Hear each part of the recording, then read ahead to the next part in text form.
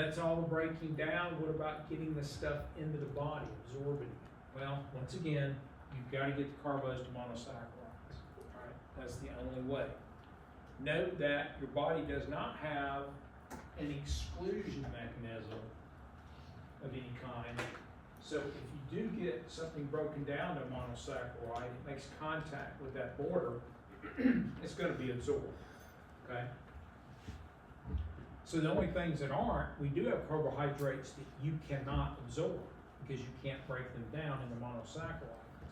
And those make up what we call fiber. Okay? The main one of which is cellulose. Though there are other fibers that you can ingest.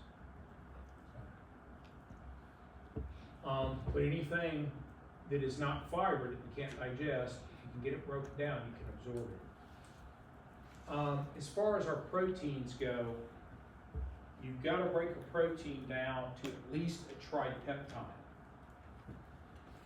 But even most tripeptides and dipeptides can't be absorbed. So most of them have to be absorbed as singular amino acids. Okay. Now, one thing that's kind of neat is that if you look at what protein is absorbed by a human in a day, it turns out that about half of what they absorb is actually their own proteins that they produced in the digestive tract. So either enzymes or other proteins that were released into the fluids, or the dead cells that constantly slough off the inside of the digestive tract. So you're basically recycling yourself. That's what's happening.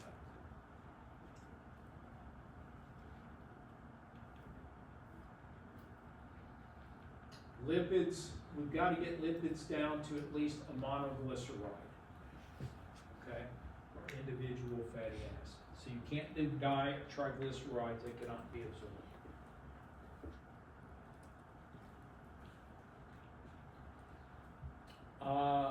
Electrolytes, no problem. Vitamins, water, obviously.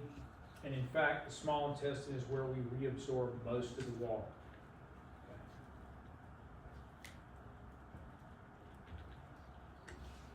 Okay. In the end, only about 100 milliliters a day in the average person is lost in the feces. So we don't lose much water in our feces under normal conditions.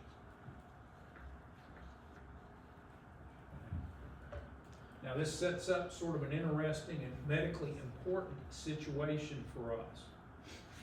Because if you look at this graphic here, what they did is in the left-hand column, they added up everything that gets dumped into the GI tract. Whether it be because you consumed it or because your body produced it. Okay, it's one of the digestive juices. So we got saliva, stuff you drank, pancreatic juice, etc. If you add all that up, it is a large amount of fluid. So we're talking 9.3 liters of fluid right there. That's a lot of fluid going in your digestive tract today. Note that only of 2.3 on average, it says, was ingested. So you're talking 7 liters worth of fluid being dumped in here. That's coming out of your body.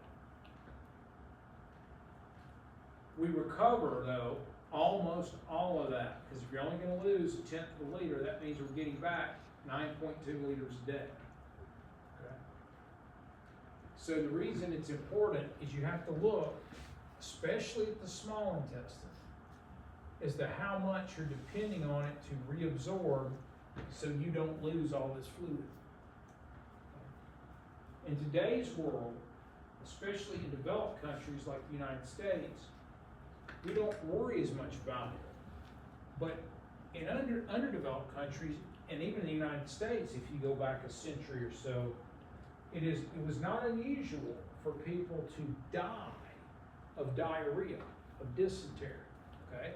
And in our modern world, in a country like ours, it's kind of hard to conceive that because you don't think about it. It's something inconvenient and messy, But the fact is, a person can die very quickly from severe diarrhea. They can literally dehydrate in a couple of days to death. okay? Because you lose that much fluid when your body's dumping it into your digestive tract, and you're depending on these two organs to give it back. Okay. Now, finally, we do get to the large intestine, and for us in humans, it doesn't do a lot, but there are a couple of important things it does. First of all, it doesn't produce any enzymes, okay? It produces some mucus to keep the wall lubricated, but it's not doing any digestion on its own, producing enzymes. What happens is you have microbes that live in the large intestine, and they have the ability to digest or ferment. That's what that means.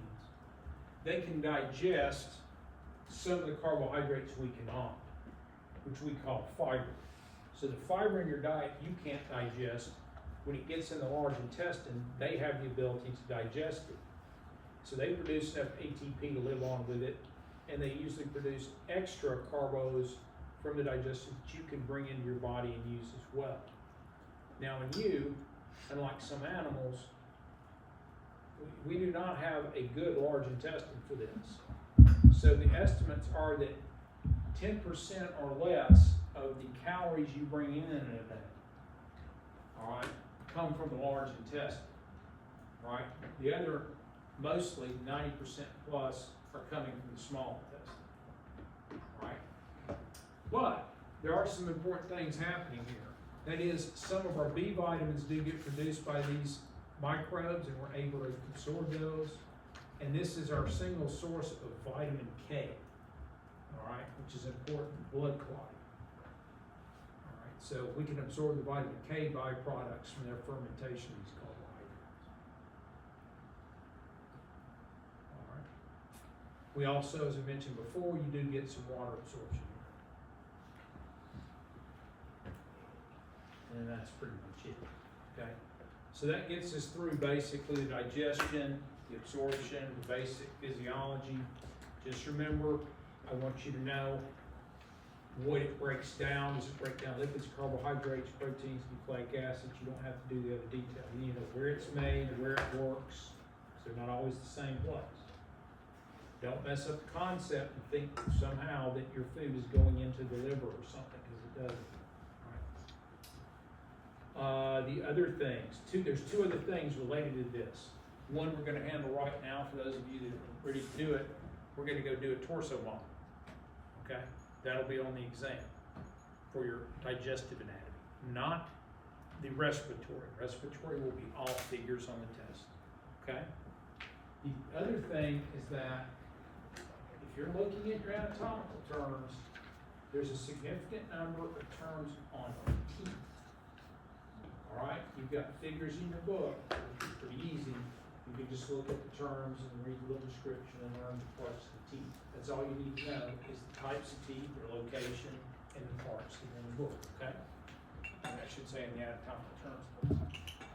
And make sure you do that, because there will be a section on the test on teeth. Okay. Crown, enamel, stuff like that. Stuff you might even learn it back in middle school or something. Yeah. Do you have to know like exactly like the number of each for the reasons? Oh, Like in the picture that you right. So what she's asking, I think, is that they use a numbering system for teeth. No, the number 1 through 32 in the average human. You don't need to know the numbering system, but you need to be able to identify what each tooth is and how many of each type you have.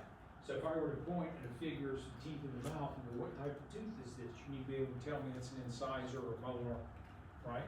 Or I might ask you, okay, how many incisors do you have? Or something like that. So you need to, know the teeth. But no, you don't have to tell me it's number 18. Okay. All right? We will get together next time. Don't be late, because we're going to get a presentation for the respiratory folks. And it should be a good presentation.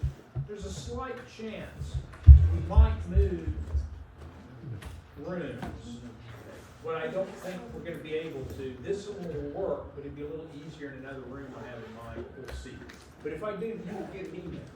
And it will say we're moving to this other room. You won't just show up and it won't be okay. But It's a really good presentation they're gonna have, and then we'll have our Q&A.